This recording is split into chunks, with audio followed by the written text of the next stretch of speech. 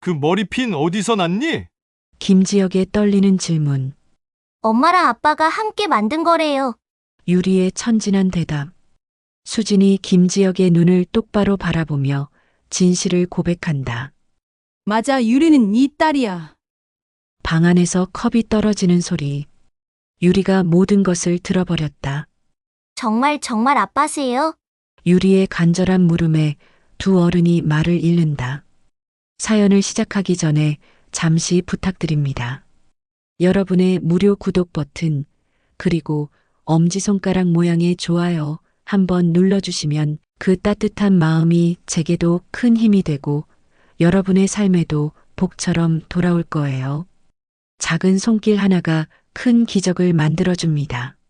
새벽 5시 서울 외곽의 찬 공기가 이수진의 뺨을 때렸습니다.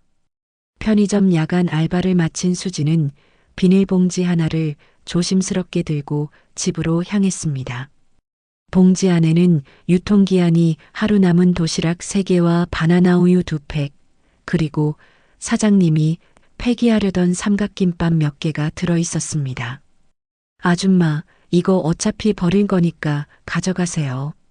사장님의 말은 친절했지만 수진의 자존심에는 상처가 되었습니다. 하지만 유리를 위해서는 그런 자존심 따위 접어둘 수밖에 없었습니다. 한 달 생활비가 겨우 100만 원 남짓인 상황에서 하루 세 끼를 해결하는 것조차 버거웠으니까요. 다세대 주택 계단을 올라가면서 수지는 무릎이 욱신거리는 것을 느꼈습니다. 하루 8시간을 서서 일하는 것이 35살 몸에는 점점 힘들어지고 있었습니다.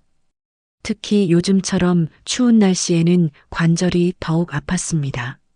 하지만 아픈 몸보다 더 큰 고민이 하나 있었습니다. 핸드폰을 꺼내 메시지를 다시 확인했습니다.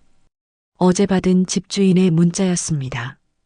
이수진 씨, 월세 7개월째 연체 중입니다. 더 이상 기다릴 수 없습니다. 오늘 중으로 연락 주시지 않으면 직접 찾아가겠습니다. 마이너스 김지혁. 수진의 손이 떨렸습니다. 김지혁이라는 이름을 보는 순간 가슴이 두근거렸습니다. 설마 그 사람일까요? 하지만 김지혁이라는 이름은 흔한 이름이니까 동명이인일 가능성이 높았습니다. 아니, 그래야만 했습니다. 현재 밀린 월세는 정확히 420만 원이었습니다. 월세 60만 원씩 7달분이었습니다. 수진의 통장 잔고는 9만 3천 원. 어디서 그런 큰 돈을 구할 수 있을까요? 친정에 연락할 수도 없었습니다. 유리를 임신했을 때 부모님께 말도 없이 집을 나온 이후로 한 번도 연락하지 않았으니까요. 집 문을 조용히 열자 따뜻한 공기와 함께 유리의 잠든 숨소리가 들려왔습니다. 아이는 온수 매트 위에서 작은 이불을 덮고 깊게 잠들어 있었습니다. 수지는 발소리를 죽이며 조심스럽게 방 안으로 들어갔습니다. 유리의 머리에는 언제나처럼 그 낡은 머리핀이 꽂혀 있었습니다. 은색 바탕에 작은 꽃무늬가 새겨진 소박한 디자인이었지만 수진에게는 세상에서 가장 아프고 소중한 물건이었습니다. 그것은 10여 년 전 20살의 수진이 김지혁으로부터 받은 첫 번째 선물이었으니까요. 수진은 조심스럽게 바닥에 앉아 딸의 잠든 얼굴을 바라보았습니다. 유리의 눈매와 코끝이 그 사람과 너무도 닮아 있었습니다. 특히 잠들 때의 평온한 표정은 젊은 시절 지역의 모습과 똑같았습니다. 수지는 조심스럽게 손을 뻗어 머리핀을 똑바로 고쳐 꽂아주었습니다. 엄마. 유리가 잠꼬대를 하며 작은 손을 뻗었습니다. 수진이 그 손을 잡자 아이는 안심하듯 다시 깊게 잠들었습니다. 수진의 눈가에 눈물이 맺혔습니다. 이 아이에게 아빠가 있다는 사실을, 그 아빠가 바로 이 집의 주인일 수도 있다는 사실을 어떻게 말할 수 있을까요? 몇 시간 후 아침 7시 30분 유리가 눈을 비비며 일어났습니다. 엄마, 언제 들어오셨어요? 많이 추웠죠? 8살 아이의 첫마디가 이런 걱정이라니 수진의 가슴이 먹먹했습니다. 조금 전에 들어왔어. 우리 유리 잘 잤어? 수진은 겨우 3시간 정도밖에 자지 못했지만 피곤한 기색을 감추며 웃어 보였습니다. 유리는 기분 좋게 웃으며 일어나 습관처럼 거울 앞으로 갔습니다. 엄마, 제 머리핀 오늘도 예쁘죠? 유리가 거울 속 자신을 바라보며 머리핀을 살짝 만졌습니다. 그 모습이 어찌나 사랑스러운지 수지는 잠시 모든 걱정을 잊었습니다. 그럼 우리 유리가 제일 예뻐. 수진이 냉장고를 열어 어제 가져온 도시락을 꺼내며 말했습니다. 유리는 아침 준비를 하면서도 계속 머리핀을 신경 쓰고 있었습니다. 엄마, 어제 친구들이 또 물어봤어요. 이 머리핀 어디서 샀냐고. 너무 예쁘다고 자기들도 사고 싶대요. 유리가 자랑스럽게 말했습니다. 수지는 전자레인지에 도시락을 데우면서 복잡한 심정으로 딸을 바라보았습니다. 그래, 우리 유리 머리핀이 그렇게 인기가 많구나. 수진의 목소리는 밝았지만 마음은 무거웠습니다. 유리가 자랄수록 이런 질문들이 더 많아질 것이고 언젠가는 진실을 말해야 할 날이 올 것입니다. 아침을 먹으면서 유리는 갑자기 진지한 표정이 되었습니다. 젓가락을 내려놓고 엄마를 똑바로 바라보더니 조심스럽게 입을 열었습니다. 엄마, 저 하나만 물어봐도 돼요? 유리의 목소리에는 평소보다 어른스러운 톤이 섞여 있었습니다. 수진의 가슴이 두근거렸습니다. 뭐든지 물어봐, 유리야. 수진이 최대한 자연스럽게 대답했습니다. 이 머리핀, 정말 아빠가 주신 거 맞죠? 엄마가 저를 위해서 사주신 건 아니죠? 유리의 눈빛이 또렷했습니다. 아이는 분명히 뭔가 눈치를 채고 있었습니다. 수진의 젓가락이 멈췄습니다. 유리는 생각보다 훨씬 똑똑했습니다. 아마도 다른 아이들과 달리 아빠가 없다는 사실, 엄마가 혼자 자신을 키우고 있다는 사실을 이미 어느 정도 알고 있을 것입니다. 유리야. 수진이 말을 시작했다가 멈췄습니다. 진실을 말하자니 너무 복잡하고 아픈 이야기였고 거짓말을 하자니 양심에 걸렸습니다. 무엇보다 유리의 맑은 눈을 속일 수가 없었습니다. 수진은 젓가락을 내려놓고 딸의 손을 잡았습니다. 유리야, 그 머리핀은 엄마가 제일 소중하게 생각하는 것 중 하나야. 유리만큼이나 소중한 거야. 그럼 정말 아빠가 주신 거네요. 유리가 환하게 웃었습니다. 저도 이 머리핀이 세상에서 제일 좋아요. 절대 잃어버리지 않을게요. 아빠가 언젠가 오시면 제가 잘 간직하고 있었다고 말씀드릴 거예요. 수진의 눈시울이 붉어졌습니다. 아이의 순수한 기대감이 가슴을 아프게 했습니다. 만약 정말로 김지혁이 찾아온다면 유리는 어떤 반응을 보일까요? 그리고 지혁은 이 아이를 보고 무슨 생각을 할까요? 그날 오후 수진은 근처 카페에서 아르바이트를 했습니다. 평상시와 달리 계속 신경이 쓰였습니다. 집주인이 언제 찾아올지 모르는 상황에서 유리 혼자 집에 있는 것이 걱정되었습니다. 수시로 휴대폰을 확인했지만 다행히 별다른 연락은 없었습니다. 오후 5시 카페 사장님이 말했습니다. 수진 씨, 오늘 조금 일찍 가세요. 손님이 별로 없네요. 수진은 고마워하며 앞치마를 벗었습니다. 평소보다 1시간 일찍 끝나면 유리와 저녁도 함께 먹고 숙제도 도와줄 수 있을 것입니다. 집으로 가는 길에 수진은 편의점에 들러 유리가 좋아하는 딸기 우유 하나를 샀습니다. 비싸다고 생각했지만 아이를 위한 작은 선물이었습니다. 유리는 엄마가 뭔가를 사다 주면 항상 엄마, 돈 괜찮아요? 라고 걱정부터 했습니다. 그런 아이가 안쓰러우면서도 기특했습니다.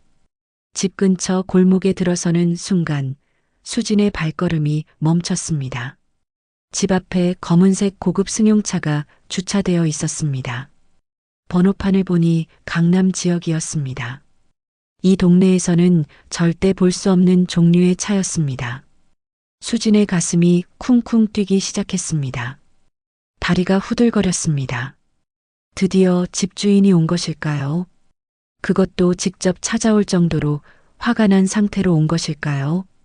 계단을 한 계단씩 올라가면서 수지는 머릿속으로 여러 가지 변명을 생각해 봤습니다. 하지만 어떤 변명도 7달 동안 월세를 내지 못한 사실을 정당화할 수는 없었습니다. 수지는 한숨을 쉬며 마음을 가다듬었습니다. 2층에 도착하자 자신의 집 문 앞에 한 남자가 서 있었습니다. 키가 크고 어깨가 넓은 남자였습니다. 잘 차려입은 정장 차림에 비싼 구두를 신고 있었습니다. 뒤에서 보는 실루엣만으로도 범상치 않은 분위기가 느껴졌습니다. 바로 그때 집안에서 유리의 밝은 목소리가 들려왔습니다. 안녕하세요. 저는 이유리예요. 그리고 이어서 들린 남자의 대답에 수지는 온몸이 얼어붙었습니다. 그 목소리는 10년 전 기억 속에서만 들을 수 있다고 생각했던 평생 잊을 수 없는 목소리였습니다. 수진의 다리가 후들거렸습니다. 분명히 들었습니다. 그 목소리를 잊을 수가 없었습니다. 김지혁의 목소리였습니다. 10년 전 20살 수진의 심장을 뛰게 했던, 그리고 마지막에는 산산조각 내버린 바로 그 사람의 목소리였습니다. 수진은 벽에 등을 기대고 잠시 숨을 고르려 했습니다. 하지만 집안에서 계속 들려오는 대화 소리 때문에 그럴 수가 없었습니다. 아저씨는 누구세요? 유리의 호기심 가득한 목소리였습니다. 나는 이 집 주인이야. 김지혁의 목소리에는 당황스러움이 섞여 있었습니다. 너는 여기 혼자 있는 거니? 아니요. 엄마랑 같이 살아요. 엄마는 지금 일하러 가셨어요. 곧 돌아오실 거예요. 유리가 밝게 대답했습니다. 수지는 더 이상 문 앞에 서 있을 수가 없었습니다.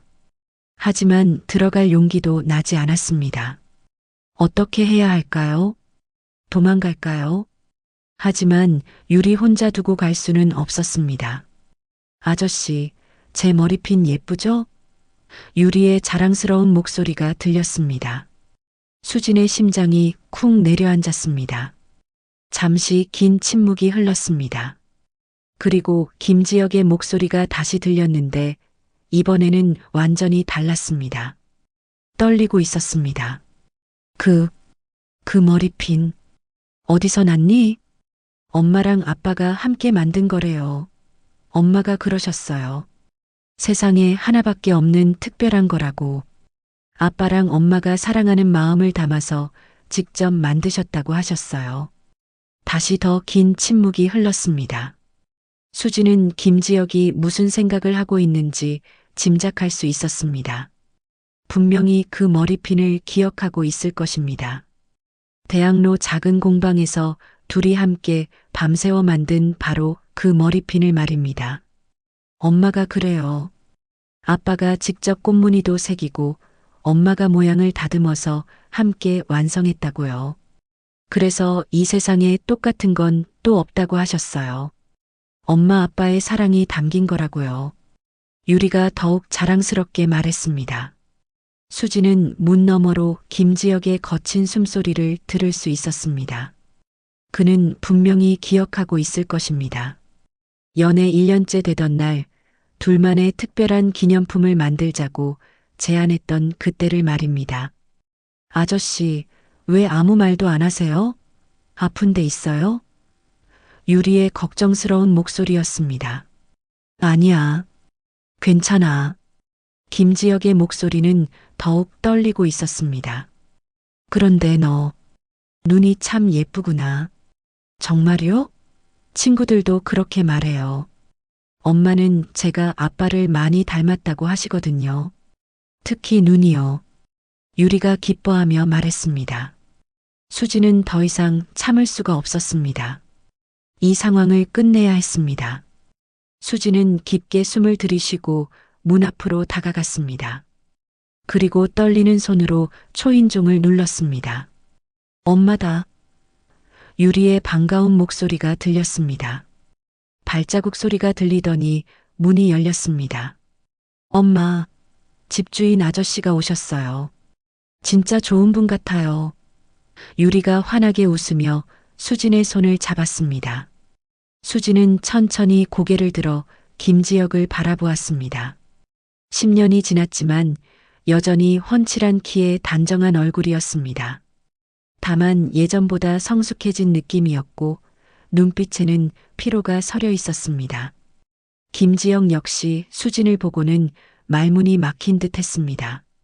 두 사람은 한동안 말없이 서로를 바라보았습니다. 10년이라는 시간이 한순간에 사라지는 것 같았습니다. 수진, 김지혁이 간신히 입을 열었습니다. 지혁?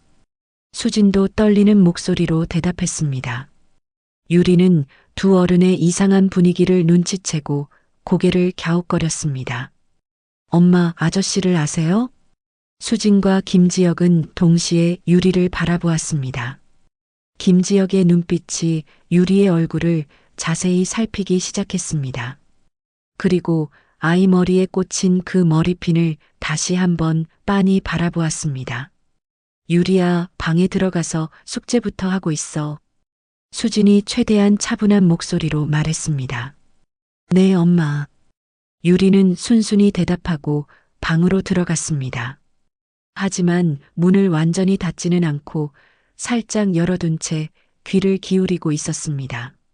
수진과 김지혁은 작은 거실에 마주 서 있었습니다. 둘 다 무슨 말부터 해야 할지 모르는 듯 했습니다. 언제부터 여기 살았어? 김지혁이 먼저 입을 열었습니다. 8년 됐어. 수진의 대답은 간단했습니다. 그럼 그 아이는? 김지혁이 말을 잇지 못했습니다. 8살이야. 수진이 대신 답했습니다. 김지혁의 얼굴이 하얗게 변했습니다. 계산이 딱 맞아떨어졌습니다. 수진이 사라진 시기와 아이의 나이가 정확히 일치했습니다. 그 머리핀, 김지혁이 떨리는 목소리로 말했습니다. 대학로 공방에서 우리가 함께. 수진은 김지혁의 눈을 똑바로 바라보았습니다. 맞아. 우리가 연애 1년째 되던 날 함께 만든 바로 그 머리핀이야. 내가 꽃무늬를 새기고 내가 모양을 다듬어서 완성한 그거. 김지혁의 손이 주먹을 쥐었습니다. 세상에 하나뿐인 우리만의, 그래, 우리 둘만의 사랑을 담아서 만든 바로 그 머리핀이야. 수진의 목소리에는 오랫동안 묻어두었던 감정들이 섞여 있었습니다. 김지혁은 머리를 감쌌습니다. 그럼 정말로 저 아이 눈을 잘 봐. 수진이 말했습니다. 누구 눈을 닮았는지 이제 알겠지? 김지혁이 유리가 있는 방 쪽을 바라보았습니다. 아이의 눈매가 자신의 어린 시절과 똑같다는 것을 이미 느끼고 있었습니다. 하지만 인정하고 싶지 않았습니다. 왜 말하지 않았어? 김지혁의 목소리가 거칠어졌습니다. 말할 기회가 있었나? 수진이 차갑게 반문했습니다. 내가 다른 여자와 함께 있는 걸 내가 직접 봤는데 그건 맞선이었어. 부모님이 억지로. 김지혁이 변명하려 했습니다. 그리고 내 어머니가 직접 나한테 찾아와서 말씀하셨어. 너와 나는 절대 어울릴 수 없다고. 신분이 다르다고. 헤어지라고. 수진의 목소리에 오래된 상처가 묻어났습니다. 김지혁의 얼굴이 일그러졌습니다. 어머니가 너한테. 난 그때 이미 임신 중이었어. 하지만 말할 수 없었어. 내가 다른 여자와 결혼할 거라고 생각했으니까. 수진이 말했습니다. 김지혁은 벽에 주먹을 내리쳤습니다. 그 머리핀, 우리가 밤새워 만들었던 우리만의 약속이었는데, 그럼 저 아이가. 수진이 김지혁의 눈을 똑바로 바라보며 또렷하게 말했습니다. 맞아. 유리는 내 딸이야. 우리가 함께 만든 머리핀처럼 세상에 하나뿐인 내 딸이야. 그 순간 방 안에서 작은 소리가 들렸습니다. 유리가 문틈으로 듣고 있던 컵을 떨어뜨린 소리였습니다. 파르르. 방 안에서 깨진 컵 조각이 바닥에 굴러다니는 소리가 들렸습니다. 수진과 김지혁은 동시에 그쪽을 바라보았습니다. 유리가 모든 것을 들었다는 것이 분명했습니다. 유리야? 수진이 떨리는 목소리로 불렀습니다. 문이 천천히 열리며 유리가 나타났습니다. 아이의 눈은 크게 뜨여 있었고 작은 입술은 미세하게 떨리고 있었습니다. 유리는 김지혁을 빤히 바라보더니 조심스럽게 입을 열었습니다. 정말 아빠세요? 유리의 목소리는 간신히 들릴 정도로 작았습니다. 김지혁은 말문이 막혔습니다. 아이의 맑은 눈동자가 자신을 바라보고 있는데 무슨 말을 해야 할지 알 수 없었습니다. 수진도 마찬가지였습니다. 이런 상황을 어떻게 설명해야 할까요? 유리가 한 걸음씩 김지혁에게 다가왔습니다. 그리고 자신의 머리핀을 만지며 말했습니다. 이거 정말 아빠랑 엄마가 함께 만든 거예요? 김지혁은 고개를 끄덕였습니다. 그래, 맞아. 그의 목소리는 거의 속삭임에 가까웠습니다. 유리의 얼굴에 환한 미소가 번졌습니다. 와, 정말이에요? 그럼 아빠가 왜 지금까지 안 오셨어요? 저 아빠 보고 싶었는데. 수진의 가슴이 찢어지는 것 같았습니다. 아이의 순수한 기쁨이 오히려 더 아팠습니다. 어떻게 설명해야 할까요? 어른들의 복잡한 사정을 8살 아이가 이해할 수 있을까요? 김지혁이 무릎을 꿇고 유리와 눈높이를 맞췄습니다. 유리야, 아빠가 미안해. 아빠가 몰랐어. 몰랐다고요? 유리가 고개를 갸웃거렸습니다. 엄마가 말 안 해주셨어요? 김지혁과 수진이 서로를 바라보았습니다. 이 상황을 어떻게 설명해야 할까요? 유리에게는 너무 복잡한 이야기였습니다. 수진이 앉아서 유리를 안았습니다. 유리야, 어른들 사정이 좀 복잡했어. 엄마가 아빠한테 말할 수 없는 상황이었어. 왜요? 유리가 순수하게 물었습니다. 김지혁이 입을 열었습니다. 유리야, 아빠가 잘못했어. 엄마를 오해하게 만들었어. 수진이 김지혁을 날카롭게 바라보았습니다. 오해라고? 내가 직접 본 건데? 수진아, 그날 일을 설명할 기회를 줘. 김지혁의 목소리에는 간절함이 담겨 있었습니다. 유리가 두 사람의 대화를 번갈아 바라보았습니다. 아이도 뭔가 심각한 일이 있었다는 것을 느끼고 있었습니다. 김지혁이 깊게 숨을 쉬고 말을 시작했습니다. 수진아, 그날 내가 본 그 여자는 부모님이 억지로 만나라고 한맞선 상대였어. 난 가기 싫었지만 아버지가 회사 일 때문에 어쩔 수 없다고 하셔서. 그런 건 상관없어. 수진이 차갑게 말했습니다. 너 그 여자 손잡고 있었잖아. 그건.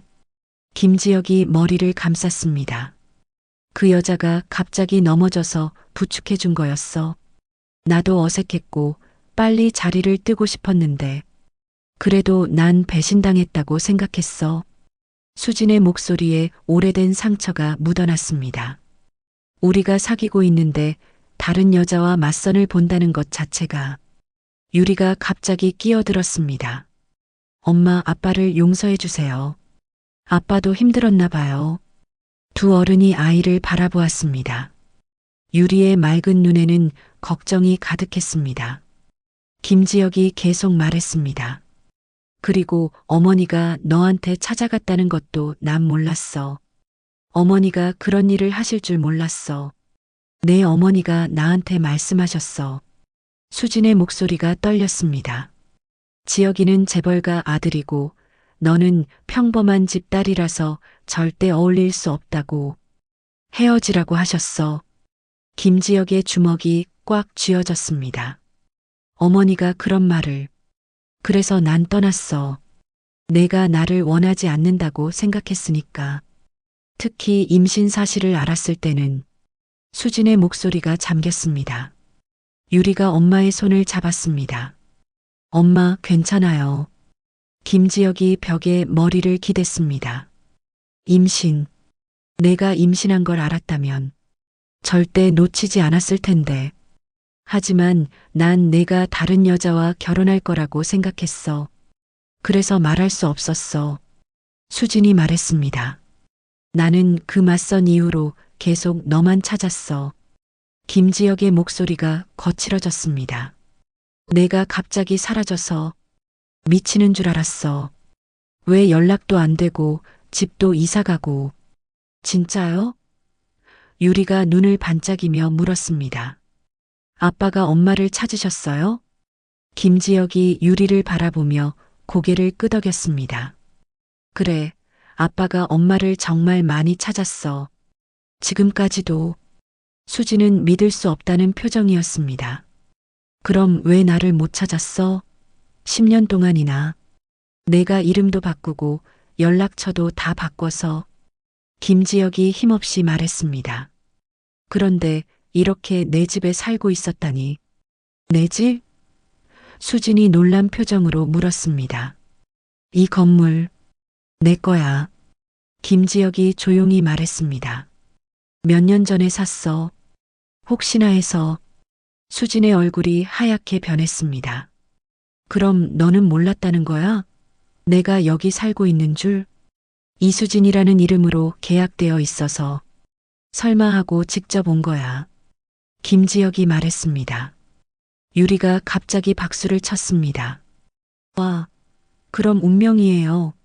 아빠가 엄마를 찾으려고 이 집을 사셨는데 엄마가 여기 살고 있었던 거잖아요. 두 어른은 아이의 순수한 반응에 잠시 말문이 막혔습니다. 김지혁이 수진을 바라보며 말했습니다. 수진아, 나는 정말 몰랐어. 내가 임신했다는 것도 아이가 있다는 것도. 만약 알았다면 뭘 어쨌을 거야? 수진이 차갑게 물었습니다. 절대 놓치지 않았을 거야. 가문이 뭐가 중요해. 부모님이 뭐라고 하든 상관없어. 김지혁의 목소리에는 확신이 담겨 있었습니다. 유리가 두 사람을 번갈아 바라보며 말했습니다. 그럼 이제 우리 가족이 될 수 있어요? 수진과 김지혁은 동시에 아이를 바라보았습니다. 유리의 눈에는 기대와 희망이 가득했습니다. 하지만 현실은 그리 간단하지 않았습니다. 10년이라는 시간, 쌓인 오해와 상처, 그리고 김지혁의 현재 상황까지 아직 해결해야 할 것들이 너무 많았습니다. 유리의 순수한 질문이 공기 중에 맴돌고 있을 때 김지혁의 핸드폰이 요란하게 울렸습니다. 진동과 함께 울리는 벨소리가 무거운 분위기를 깨뜨렸습니다. 발신자 화면에는 민서라는 이름이 떠 있었습니다. 김지혁의 얼굴이 순식간에 굳어졌습니다. 그는 핸드폰을 바라보며 잠시 망설였습니다. 지금 이 상황에서 민서의 전화를 받는다는 것은 모든 것을 더 복잡하게 만들 수 있었습니다. 받지 않을 거예요? 수진이 조심스럽게 물었습니다. 김지혁은 어쩔 수 없이 전화를 받았습니다. 여보세요? 지혁 오빠, 지금 어디세요? 오늘 저녁 약속 완전히 잊으셨나 봐요? 강민서의 목소리가 핸드폰 너머로 또렷하게 들려왔습니다. 수진과 유리도 그 목소리를 들을 수 있었습니다. 김지혁의 머릿속이 하얗게 변했습니다. 오늘이 민서의 부모님과 함께하는 중요한 저녁 식사 약속이 있는 날이었습니다. 결혼 날짜를 확정하고 세부 사항을 논의하기로 한 자리였습니다. 월세 문제로 급하게 이곳에 온 탓에 완전히 잊고 있었습니다. 민서야, 정말 미안해. 급한 일이 생겨서. 김지혁이 당황하며 변명했습니다. 급한 일이요? 저희 부모님도 벌써 오셔서 레스토랑에서 기다리고 계신다고요. 지금 몇 시인지 아세요? 민서의 목소리에는 분명한 짜증과 실망이 섞여 있었습니다. 김지혁이 시계를 확인하니 이미 약속 시간을 1시간이나 넘긴 상태였습니다. 수진과 유리가 김지혁의 당황한 표정을 보며 불안해했습니다. 정말 죄송해. 조금만 더 시간을 줄 수 있을까? 김지혁이 간청하듯 말했습니다. 시간이요? 이미 1시간째 기다리고 있어요. 아버님께서 화나셨어요. 도대체 어디 계신 거예요? 뭐가 그렇게 급한 일이에요? 민서의 목소리가 점점 날카로워졌습니다. 김지혁은 대답할 수 없었습니다. 이 복잡한 상황을 전화로 어떻게 설명할 수 있을까요? 10년 만에 다시 만난 첫사랑과 자신도 모르고 있던 딸의 존재를 어떻게 한마디로 설명할 수 있을까요? 김지혁의 침묵이 길어지자 민서의 의심이 깊어졌습니다. 오빠, 혹시 지금 다른 사람과 함께 계신 거 아니죠? 목소리가 이상해요. 그게 아니라 김지혁이 머뭇거렸지만 명확한 답변을 할 수 없었습니다. 전화 너머로 민서가 누군가와 이야기하는 소리가 들렸습니다.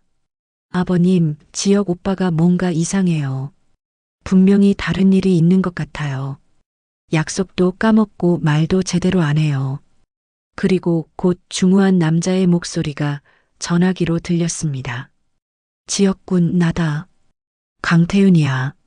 지금 당장 와서 제대로 설명해보게. 민서의 아버지인 강태윤 회장이었습니다. 그는 김지혁의 아버지와 오랜 사업 동반자였고 두 집안의 결혼을 가장 적극적으로 추진하고 있는 인물이었습니다. 김지혁이 더욱 곤란해하며 말했습니다. 강 회장님, 정말 예상치 못한 급한 일이 생겨서. 급한 일? 우리 딸과의 중요한 약속보다 더 급한 일이 있다는 말인가? 자네 아버지에게도 연락해봐야겠군. 강 회장의 목소리가 위협적으로 변했습니다. 김지혁은 아버지까지 개입되면 상황이 더욱 복잡해질 것을 알고 있었습니다. 회장님, 조금만 기다려주시면. 그때 민서의 목소리가 다시 들렸습니다. 아버님, 지혁 오빠 핸드폰 GPS로 위치 확인해 보세요. 어디 있는지 알 수 있을 거예요. 김지혁이 놀라며 말했습니다. 민서야, 그럴 필요 없어. 내가 지금 갈게. 늦었어요, 오빠. 이미 위치 확인했어요. 민서의 목소리에 승리감이 묻어났습니다. 서울 외곽 다세대 주택가네요? 오빠가 왜 그런 곳에 있어요? 수진이 이 대화를 들으며 얼굴이 창백해졌습니다. 상황이 걷잡을 수 없이 흘러가고 있었습니다. 지금 바로 그곳으로 갈게요. 오빠, 거기서 움직이지 마세요. 민서가 단호하게 말했습니다. 민서야, 정말 안 돼. 이건 김지혁이 말하려 했지만 이미 전화는 끊어진 상태였습니다. 수진이 떨리는 목소리로 물었습니다. 무슨 일이에요? 누가 오는 거예요? 민서가. 내 약혼녀가 찾아올 것 같아. 부모님들과 함께. 김지혁이 절망적인 표정으로 말했습니다. 수진의 얼굴에서 피가 싹 빠졌습니다. 약혼녀라고요? 유리가 두 어른의 심각한 분위기를 느끼고 작은 목소리로 물었습니다. 엄마, 아빠, 무슨 일이에요? 약혼녀가 뭐예요? 김지혁은 아이의 순수한 질문에 어떻게 대답해야 할지 몰랐습니다. 어떻게 설명할 수 있을까요? 아빠가 다른 여자와 결혼하기로 했다고 말할 수 있을까요? 수진이 급하게 일어서며 말했습니다. 유리야, 빨리 짐 싸자. 우리 여기서 나가야 해. 왜요, 엄마? 아빠랑 같이 있으면 안 돼요? 유리가 당황하며 물었습니다. 수진아, 잠깐만 기다려봐. 내가 설명할게. 김지혁이 다급하게 말했습니다. 하지만 이미 아래층에서 자동차 문이 여러 번 닫히는 소리가 들렸습니다. 고급차 특유의 묵직한 소리였습니다. 여러 명이 함께 온 것 같았습니다. 수진이 공포에 질린 표정으로 말했습니다. 어떻게 해야 해요? 나가려고 해도 이미 늦었어요. 곧이어 계단을 올라오는 하이힐 소리가 들렸습니다. 명품 하이힐 특유의 딱딱하고 정확한 소리였습니다. 그리고 함께 올라오는 여러 사람의 발자국 소리도 들렸습니다. 지혁 오빠 2층이죠? 확실히 여기 계시죠? 강민서의 목소리가 계단에서 울려 퍼졌습니다.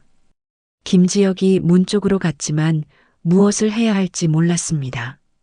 이 상황을 피할 방법은 없었습니다. 지혁군, 문 열어보게. 우리가 직접 왔네. 강 회장의 엄한 목소리가 문 앞에서 들렸습니다. 유리가 무서워하며 엄마에게 매달렸습니다. 엄마, 무서워요. 저 사람들 누구예요? 수진이 유리를 안고 방으로 피하려 했지만 이미 늦었습니다. 똑똑똑 문을 두드리는 소리가 들렸습니다. 오빠 안에 계시죠? 왜 문을 안 열어요? 민서의 목소리에는 의심과 짜증이 가득했습니다. 김지혁이 어쩔 수 없이 문을 열려는 순간 강민서가 여분의 열쇠로 문을 열고 들어왔습니다. 그녀는 김지혁에게 비상용으로 열쇠를 받아둔 상태였습니다. 지혁 오빠, 왜 연락도 안 받고 이런 곳에서? 민서가 말하다가 거실 상황을 보고 완전히 멈췄습니다. 33쯤 되어 보이는 아름답고 세련된 여성이었습니다. 명품으로 완벽하게 차려입은 모습에서 상류층의 품격이 느껴졌습니다. 뒤에는 중년의 품이 있는 남녀가 함께 따라 들어왔습니다. 민서의 부모님이었습니다. 강민서의 시선이 수진과 유리에게 고정되었습니다. 그리고 이 초라한 집의 모든 것을 훑어보았습니다. 낡은 가구, 습기 찬 벽지, 가난의 흔적들이 그녀의 눈에 적나라하게 드러났습니다. 폭풍의 서막이 오르고 있었습니다. 강민서의 눈이 수진과 유리를 번갈아 보더니 천천히 김지혁에게로 향했습니다. 그녀의 얼굴에는 믿을 수 없다는 표정이 스쳐갔습니다. 이게 뭐죠? 민서의 목소리가 얼음처럼 차갑게 변했습니다. 강 회장이 방 안을 둘러보며 인상을 찌푸렸습니다. 지혁군, 이게 어떤 상황인가? 우리를 이런 곳으로 오게 만든 이유가 뭔가? 강 회장 부인도 코끝을 찌푸리며 말했습니다. 이런 지저분한 곳에서 뭘 하고 있는 거예요? 우리 딸과의 중요한 약속은 뒷전이고. 김지혁이 당황하며 입을 열려 했지만 민서가 먼저 말했습니다. 지혁 오빠, 이분들은 누구세요? 특히 이 아이는? 민서의 시선이 유리에게 고정되었습니다. 유리는 무서워서 수진의 치마를 꽉 붙잡고 있었습니다. 이 아이, 오빠를 많이 닮았네요. 민서가 유리의 얼굴을 자세히 살피며 말했습니다. 특히 눈매가. 수진이 일어서서 유리를 더 꽉 안았습니다. 유리야, 방에 들어가 있어. 하지만 민서가 막았습니다. 잠깐만요. 이 상황을 제대로 이해하고 싶은데요. 김지혁이 힘들게 입을 열었습니다. 민서야, 이분은 수진이고 이 아이는 설마. 민서의 얼굴이 하얗게 변했습니다. 그녀는 이미 상황을 눈치채고 있었습니다. 강 회장이 날카롭게 물었습니다. 지혁군, 분명히 대답해보게. 이 여자와 아이는 누구인가? 김지혁은 더 이상 숨길 수 없다는 것을 알았습니다. 그는 깊게 숨을 쉬고 말했습니다. 수진은 내 첫사랑입니다. 그리고 유리는 내 딸입니다. 김지혁이 분명하게 말했습니다. 순간 방 안이 얼어붙었습니다. 강민서가 비명을 질렀습니다. 뭐라고요? 사생아가 있다고요? 유리가 사생아라는 낯선 말에 상처받은 표정을 지었습니다. 아이는 그 말의 정확한 의미는 몰랐지만 나쁜 말이라는 것을 본능적으로 느꼈습니다. 우리 딸한테 그런 말 하지 마세요. 수진이 화를 내며 일어섰습니다. 강 회장 부인이 혀를 찼습니다. 아이고, 이게 무슨 일이야. 재벌가에 이런 추문이. 강 회장이 김지혁을 노려보며 말했습니다. 지혁군, 이게 사실인가? 정말로 이 여자와 그런 관계였다는 말인가? 그건 김지혁이 고개를 숙였습니다. 민서가 갑자기 핸드폰을 꺼내며 말했습니다. 이거 정말 재미있네요. 완벽한 스캔들 소재잖아요. 김지혁이 놀라며 말했습니다. 민서야, 뭐 하는 거야? 당연히 기록해둬야죠. 재벌 장남에 숨겨진 여자와 사생활하니. 민서가 이미 사진을 찍기 시작했습니다. 수진이 유리를 감싸며 소리쳤습니다. 사진 찍지 마세요. 하지만 민서는 이미 여러 장의 사진을 찍었습니다. 초라한 집의 모습, 수진과 유리의 모습, 그리고 당황한 김지혁의 모습까지 모두 담았습니다. 김지혁이 민서의 핸드폰을 뺏으려 했지만 민서가 피했습니다. 왜요? 뭐가 문제인데요? 사실인데 뭐 어때요? 강 회장이 분노에 차서 말했습니다. 지혁군, 이게 우리 딸을 속이고 다른 여자와 바람을 피운 증거인가? 바람이 아닙니다. 김지혁이 소리쳤습니다. 수지는 제가 민서 씨와 약혼하기 훨씬 전부터. 그럼 뭐요? 이 아이는 언제 태어난 거죠? 민서가 날카롭게 물었습니다. 8살이에요. 수진이 떨리는 목소리로 대답했습니다. 민서가 계산하더니 비웃었습니다. 그럼 우리가 사귀기 시작할 때쯤이네요. 정말 좋네요. 강 회장 부인이 혀를 차며 말했습니다. 이런 추문이 알려지면 우리 체면이 말이 아니야. 민서가 핸드폰으로 누군가에게 메시지를 보내기 시작했습니다.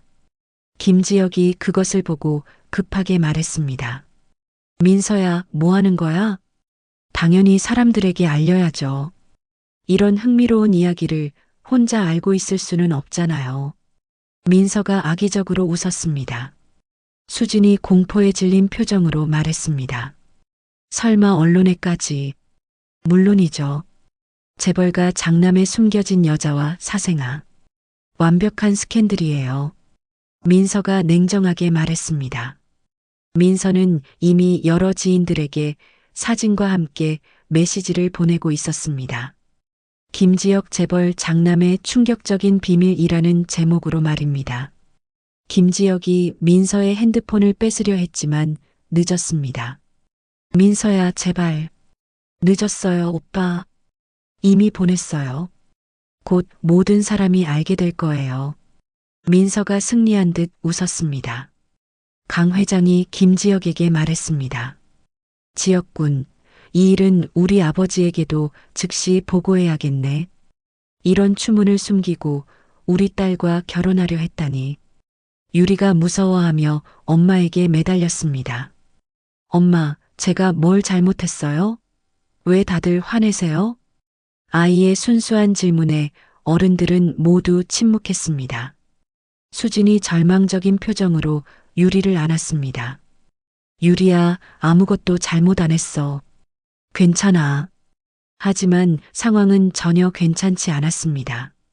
민서의 핸드폰이 계속 울렸습니다. 그녀가 보낸 메시지에 대한 반응들이 쏟아지고 있었습니다. 우와, 벌써 답장이 많이 왔네요. 민서가 핸드폰을 보며 즐거워했습니다. 다들 정말 놀라는 것 같아요. 강 회장 부인이 말했습니다. 민서야, 이 일은 우리한테도 손해야. 조용히 처리해야 하는 거 아니야? 아니에요, 어머니. 오히려 이렇게 해야 우리가 피해자라는 게 분명해져요. 민서가 계산적으로 말했습니다. 김지혁이 절망하며 벽에 주먹을 내리쳤습니다. 이럴 줄 알았으면. 뭐요? 아예 말하지 말았을 거예요? 민서가 비꼬며 말했습니다.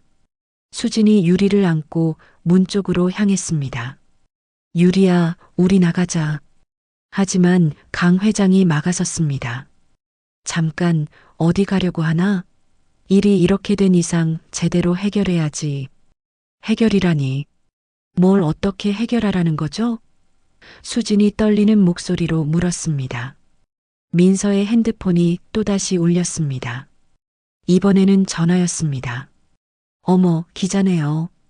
벌써 연락이 왔어요. 모든 사람이 그 말에 얼어붙었습니다. 상황이 돌이킬 수 없는 지경에 이르렀다는 것을 모두가 깨달았습니다.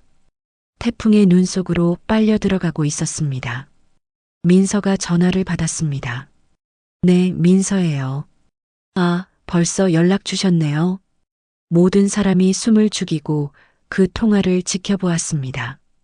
네, 맞아요. 김지혁 재벌 장남에 숨겨진 여자와 아이예요. 사진도 있어요. 민서가 전화기 너머 기자와 대화했습니다. 지금 현장에 있어요. 직접 확인했어요. 김지혁이 민서에게 달려가 핸드폰을 뺏으려 했지만 강 회장이 막아섰습니다. 지혁군, 이미 늦었네. 사실을 숨기는 것보다 제대로 대응하는 게 나을 것 같은데. 강 회장이 차갑게 말했습니다. 민서가 통화를 마치고 만족스러운 표정으로 말했습니다. 벌써 3군데 언론사에서 연락 왔어요. 내일 아침 신문에 실린대요. 수진의 다리가 풀려 주저앉았습니다. 신문에까지. 유리가 엄마를 붙잡으며 말했습니다. 엄마, 괜찮아요? 왜 그래요? 바로 그때 김지혁의 핸드폰이 요란하게 울렸습니다. 발신자는 아버지였습니다. 김지혁의 얼굴이 새하얗게 변했습니다. 벌써 아버지에게까지 소식이 전해진 것 같았습니다. 받아보게. 강 회장이 명령조로 말했습니다. 김지혁이 떨리는 손으로 전화를 받았습니다. 아버지, 지금 당장 집으로 와라. 김영도 회장의 분노에 찬 목소리가 핸드폰 스피커를 통해 방 안에 울려 퍼졌습니다. 내가 뭘 하고 있는 건지 설명해라. 아버지, 진정하시고. 진정하라고? 지금 인터넷에 내 사진이 돌아다니고 있다. 여자와 아이와 함께 있는 사진이. 김영도의 목소리가 더욱 커졌습니다. 수진과 유리가 무서워서 서로를 꽉 안았습니다. 그 여자와 아이가 누구냐? 정말로 내 아이냐? 김영도가 다그쳤습니다. 김지혁은 한동안 말할 수 없었습니다. 대답해라. 김영도가 소리쳤습니다. 아버지, 유리는 제 딸입니다. 김지혁이 간신히 말했습니다. 전화 너머로 무언가 던지는 소리가 들렸습니다. 그리고 김영도의 차가운 목소리가 들렸습니다. 그 아이를 인정하는 순간, 넌 내 아들이 아니다. 김지혁의 얼굴이 일그러졌습니다. 아버지, 그렇게 말씀하시면 당장 그 여자와 아이를 정리하고 집으로 와라. 안 그러면 내 이름을 족보에서 지워버리겠다. 김영도가 위협했습니다. 아버지, 김지혁이 소리쳤지만 전화는 이미 끊어진 상태였습니다. 강민서가 흥미롭게 지켜보며 말했습니다. 회장님께서 정말 화나셨네요. 몇 분 후 또 다른 전화가 걸려왔습니다. 이번에는 김지혁의 어머니였습니다. 지혁아, 엄마야. 김지혁의 어머니 목소리는 차갑고 단호했습니다. 지금 변호사와 함께 그쪽으로 가고 있어. 어머니? 그 여자와 아이를 법적으로 처리할 거야. 퇴거 소송부터 시작해서 양육권까지 모든 걸 다 해결할 거야. 어머니의 목소리에는 전혀 감정이 없었습니다. 수진이 벌떡 일어났습니다. 양육권이라고요? 그리고 그 여자가 내게 돈을 요구할 가능성도 있으니까 협박죄로도 고발할 예정이야. 어머니가 계속 말했습니다. 어머니, 안 돼요. 김지혁이 절규했습니다. 늦었어, 지혁아. 이미 회사 주가도 떨어지기 시작했어. 이 일을 빨리 정리하지 않으면 우리 가문이 망해. 어머니가 단호하게 말했습니다. 통화가 끝나자 방 안은 무거운 침묵에 휩싸였습니다. 수진이 절망하며 중얼거렸습니다. 양육권, 내 딸을 빼앗으려고. 유리가 엄마의 상태를 보고 걱정스럽게 말했습니다. 엄마, 무슨 말인지 잘 모르겠지만 괜찮아요. 우리 함께 있을 거예요. 수진의 눈에서 눈물이 흘러내렸습니다. 유리야, 미안해. 엄마가 내게 이런 고생을. 엄마 잘못 아니에요. 유리가 엄마를 꼭 안으며 말했습니다. 강민서가 시계를 보며 말했습니다. 벌써 1시간째 여기 있네요. 저희는 이만 가볼게요. 내일 아침 신문 기대해 보세요. 강 회장 부인이 마지막으로 수진을 보며 말했습니다. 분수를 알고 조용히 사라지는 게 서로한테 좋을 거예요. 강 회장 가족이 나간 후 김지혁과 수진, 유리만 남았습니다. 수진이 일어서서 짐을 싸기 시작했습니다. 유리야, 빨리 짐 싸자. 우리 여기서 나가야 해. 엄마, 어디로 가요? 유리가 물었습니다. 모르겠어. 일단 여기서 나가야 해. 수진의 목소리가 떨렸습니다. 김지혁이 말했습니다. 수진아, 도망가지 마. 내가 해결할게. 해결? 수진이 비웃었습니다. 당신 부모님이 우리 딸을 빼앗으려고 하는데 뭘 해결해요? 내가 막을게. 절대 유리를 빼앗기지 않을게. 김지혁이 간절히 말했습니다. 어떻게? 당신은 재벌 아들이고 난 아무것도 없는 여자예요. 법정에서 이길 수 있을 것 같아요? 수진이 절망적으로 말했습니다. 유리가 두 어른을 바라보며 말했습니다. 엄마, 아빠 싸우지 마세요. 그리고 아이는 수진을 바라보며 씩씩하게 말했습니다. 엄마, 아빠 없어도 우리 괜찮아요. 지금까지도 잘 살았잖아요. 유리의 말에 수진의 가슴이 더욱 아팠습니다. 8살 아이가 이런 말을 해야 하는 현실이 너무 잔혹했습니다. 바로 그때 아래층에서 다시 자동차 소리가 들렸습니다. 이번에는 여러 대였습니다. 김지혁이 창문으로 내려다보니 검은색 고급차 3대가 주차되어 있었습니다. 그리고 정장을 입은 사람들이 내리고 있었습니다. 변호사들이었습니다. 수진아, 빨리 뒷문으로 나가. 김지혁이 급하게 말했습니다. 하지만 이미 계단에서 발자국 소리가 들려오고 있었습니다. 늦었어요. 수진이 체념한 듯 말했습니다. 유리가 엄마 손을 꼭 잡으며 말했습니다. 엄마, 무서워하지 마세요. 제가 엄마 지킬게요.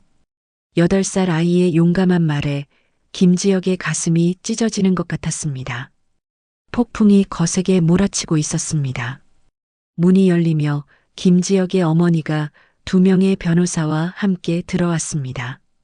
그녀는 검은색 고급 정장을 입고 있었고 얼굴에는 차가운 분노가 서려 있었습니다.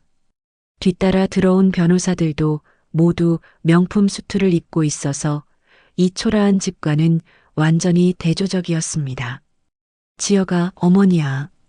어머니의 목소리는 얼음장처럼 차가웠습니다. 이런 창피한 일을 왜 만들었니? 우리 가문의 체면이 말이 아니야. 김지혁이 급하게 일어섰습니다. 어머니, 왜 이렇게까지? 왜? 너 때문에 회사 주가가 곤두박질 치고 있는데 가만히 있으라는 거야? 어머니가 수진과 유리를 냉랭하게 바라보며 말했습니다. 이 여자가 그때 그 여자구나. 내가 분명히 헤어지라고 경고했는데도 아직도. 수진이 유리를 자신의 뒤로 숨기며 떨리는 목소리로 말했습니다. 유리는 아무 잘못이 없어요. 아이한테 상처 주지 마세요. 잘못이 없다고? 어머니가 날카롭게 비웃었습니다. 우리 가문에 이런 먹칠을 한 게 잘못이 아니야? 재벌가에 사생아라는 스캔들을 만든 게 잘못이 아니야? 유리가 사생아라는 말에 움찔하며 엄마 뒤에 더 바짝 숨었습니다. 아이는 정확한 의미는 몰랐지만 자신에 대한 나쁜 말이라는 것을 본능적으로 느꼈습니다. 어머니 뒤에 서 있던 첫 번째 변호사가 가죽 서류 가방에서 문서를 꺼내며 공식적인 어조로 말했습니다. 퇴거 명령서입니다. 월세를 7개월간 연체한 상태이므로 민법상 임대차 계약 해지 사유에 해당합니다. 24시간 내 퇴거하지 않으면 강제 집행을 진행합니다. 두 번째 변호사가 또 다른 두꺼운 서류 뭉치를 내밀었습니다. 그리고 이것은 양육권 소송 준비 서류입니다. 미혼모가 안정적인 주거지도 없고 경제적 능력도 부족한 상태에서는 아이에게 적절한 양육 환경을 제공할 수 없다는 내용입니다. 수진의 얼굴이 창백해졌습니다. 양육권을 빼앗으려고 하는 거예요? 당연하지. 어머니가 단호하게 말했습니다. 우리 손녀를 이런 열악한 환경에서 키울 수는 없어. 제대로 된 교육도 못 받게 하고 가난한 생활을 대물림하게 할 수는 없다고. 첫 번째 변호사가 계속 설명했습니다. 법원에서는 아이의 복리를 최우선으로 판단합니다. 경제적 안정성, 교육 환경, 주거 안정성 등을 종합적으로 고려할 때 김 회장 댁이 훨씬 유리합니다. 유리가 무서워하며 엄마에게 매달렸습니다. 엄마, 제가 어디로 가야 하는 거예요? 엄마랑 헤어져야 해요? 수진이 딸을 꽉 안으며 눈물을 참았습니다. 아니야, 유리야. 절대 헤어지지 않을 거야. 김지혁이 앞으로 나서며 강하게 말했습니다. 어머니, 안 됩니다. 유리는 수진과 함께 있어야 해요. 아이에게는 엄마가 가장 필요해요. 어머니가 아들을 차갑게 바라보며 말했습니다. 내가 뭘 안다고 그런 소리야? 지금 회사 상황이 얼마나 심각한지 알기나 해? 주가가 15% 넘게 떨어졌어. 이 사회에서는 내 해임을 심각하게 검토하고 있고, 바로 그때 김지혁의 핸드폰이 요란하게 울렸습니다. 회사 비서실 전화번호였습니다. 김지혁이 전화를 받자 비서의 다급한 목소리가 들렸습니다. 대표님, 긴급 이사회가 소집되었습니다.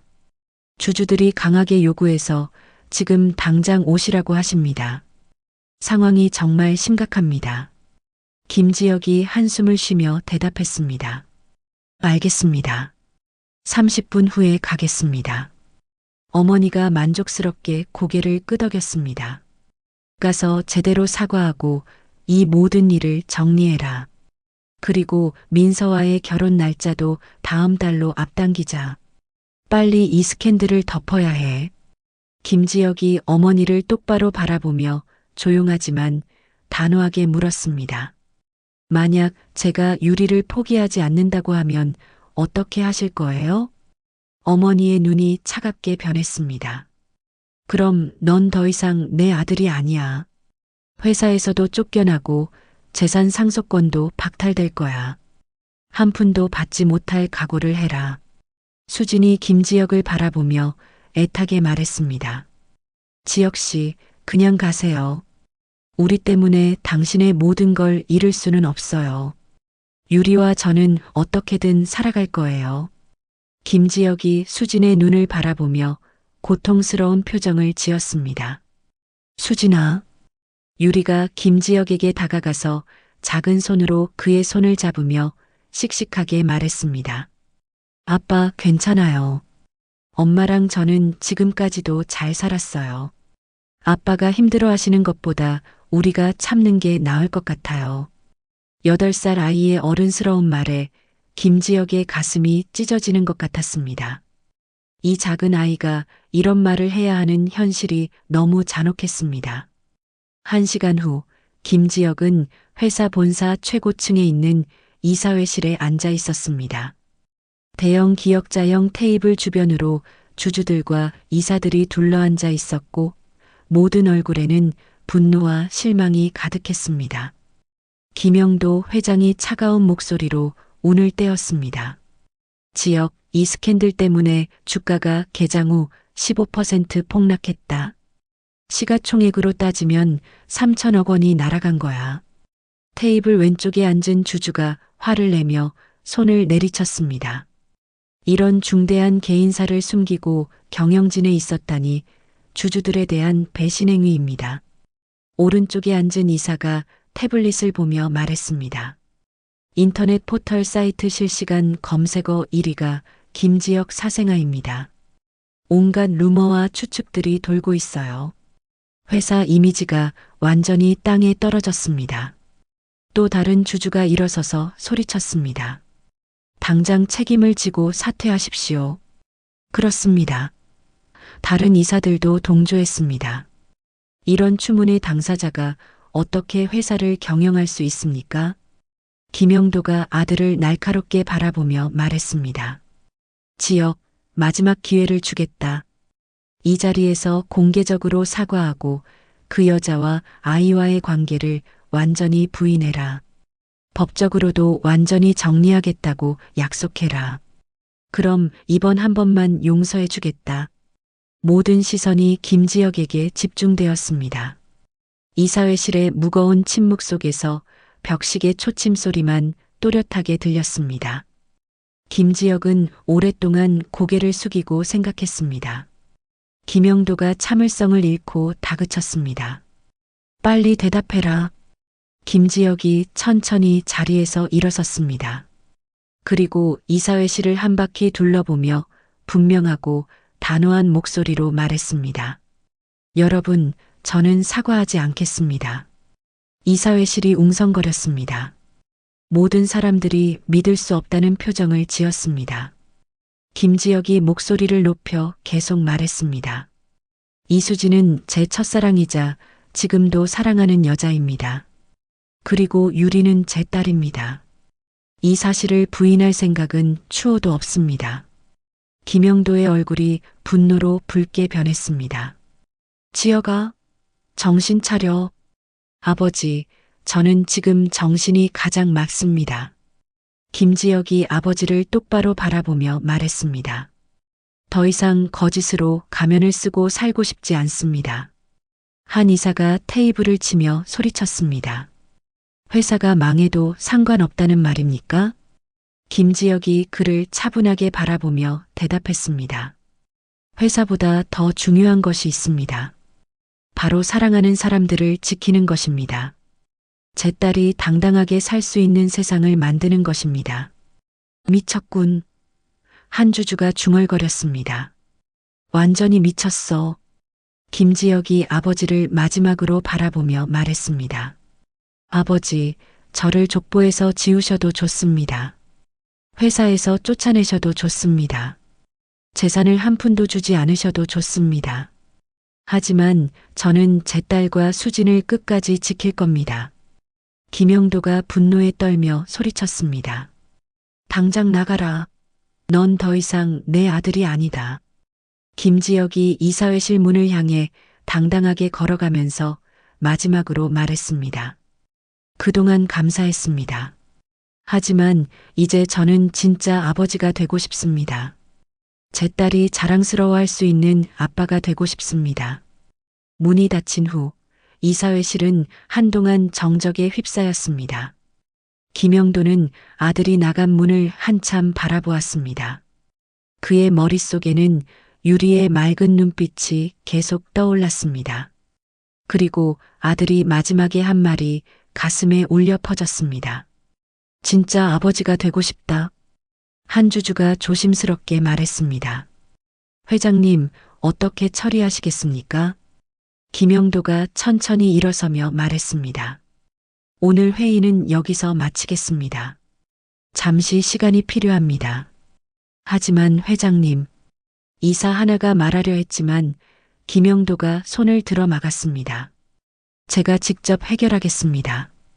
김영도는 차를 타고 집으로 가면서 계속 생각했습니다. 정말 가족이 뭘까요? 체면과 명예가 중요할까요? 아니면 진짜 사랑이 중요할까요? 그때 비서로부터 전화가 왔습니다. 회장님, 온라인 여론을 확인해 보시기 바랍니다. 김영도가 태블릿을 확인하는 순간 믿을 수 없는 광경이 펼쳐졌습니다. 온라인상에서는 김지혁을 향한 뜨거운 응원의 물결이 일고 있었습니다.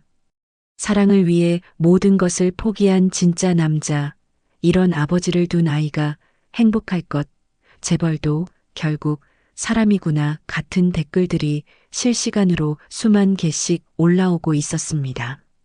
더 놀라운 것은 회사 주가였습니다. 오전에 폭락했던 주가가 오후 들어 급반등하고 있었습니다. 비서가 다급하게 전화로 보고했습니다. 회장님, 주가가 장중 상한가를 기록했습니다. 투자자들이 진정성 있는 경영 철학이라며 오히려 더 투자하고 있습니다. 김영도는 잠시 말을 잃었습니다. 세상이 변했구나 하고 생각했습니다. 이제는 진정성이 통하는 시대가 된 것입니다. 그때 집에서 아내가 전화를 걸어왔습니다. 여보, 지금 뉴스 봤어요? 온 나라가 지혁이를 응원하고 있어요. 김영도는 깊은 한숨을 쉬었습니다. 내가 틀렸나 봅니다. 지혁이 말이 맞았어요. 가족이 제일 소중한 거예요. 아내의 목소리에도 울음이 섞여 있었습니다. 김영도는 즉시 운전기사에게 지시했습니다. 수진 씨가 있는 곳으로 가게. 한편 수진과 유리는 짐을 싸며 떠날 준비를 하고 있었습니다. 변호사들이 24시간 후 강제 퇴거를 집행하겠다고 통보했기 때문입니다. 엄마, 우리 어디로 가요? 유리가 불안해하며 물었습니다. 모르겠어, 유리야. 일단 여기서 나가야 해. 수진의 목소리가 떨렸습니다. 그때 아래층에서 차 소리가 들렸습니다. 수진이 창문으로 내려다보니 검은색 고급 승용차였습니다. 또 누가 온 것일까요? 잠시 후 계단을 올라오는 발소리가 들렸습니다. 무거우면서도 위험 있는 발걸음이었습니다. 문을 두드리는 소리가 들렸습니다. 수진 씨, 김영도입니다.